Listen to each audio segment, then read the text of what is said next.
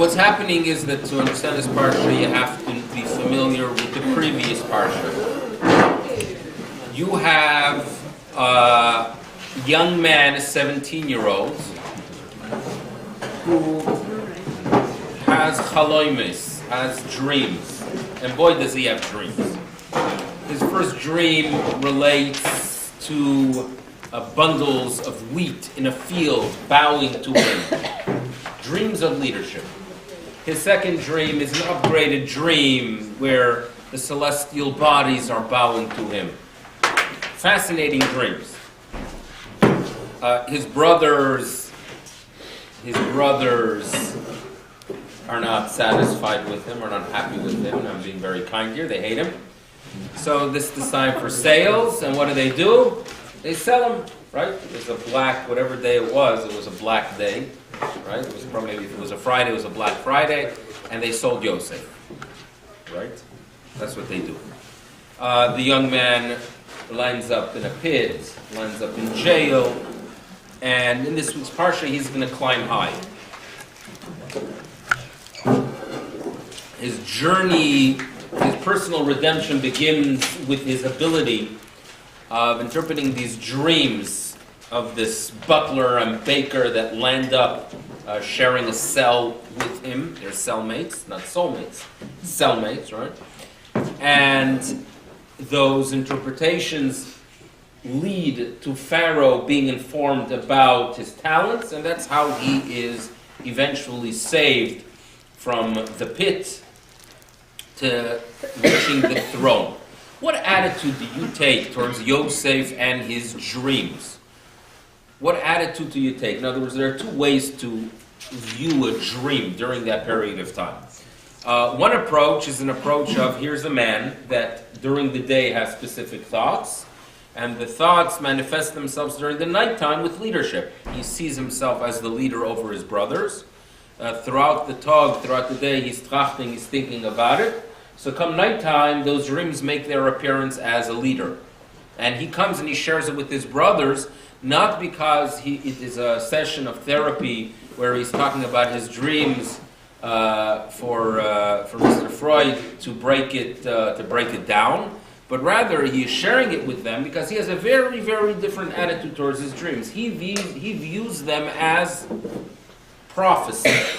He views it as, and this we find in our tradition, that dreams have within it a percentage of prophecy. In other words, some dreams are prophetic.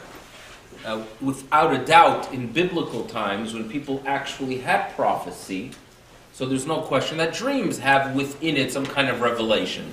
And that's a theme throughout Torah. You had this, the king, right, of Avimelech, who takes, Sarah has a dream to return him.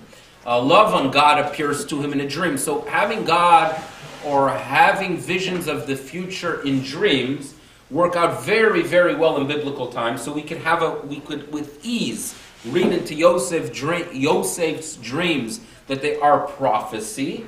Or you could take a very different approach, as his brothers did, that this is not prophecy, this is as a result of the narishkeit that he's been thinking about throughout the day. In this day and age, we no longer have prophecy. There are those who still have dreams that are prophetic. Now that doesn't sound something you would hear from a rational person, right? It sounds not something you would hear from me, but I've shared the story of my father. My father had a very fascinating story and now my father was a rational person, right? He would not make up baba mises. He would not make up stories to entertain it. He would, but he would tell us at the end, right, that it's his imagination. But he shared with us several times the following story, that when he was 13, he one day meets his older sister who lived at home. She was 21. She was a fascinating person on her own, which we could discuss. My late aunt Nechama, Netchameh, this is in South America, and Netchameh, who's 21, turns to her younger brother Uziel, my father, and says, I had a very funny dream last night. And my father said, what was the dream? I dreamt of two numbers of the lottery. They had like some kind of daily lottery. I dreamt the numbers. And she says, and I even remember them. I recorded them. My father said, "Are you going to go buy a ticket?" She says, "No, that's ridiculous. It was a dream." So he says, "I'll take the numbers." He took the 2 numbers.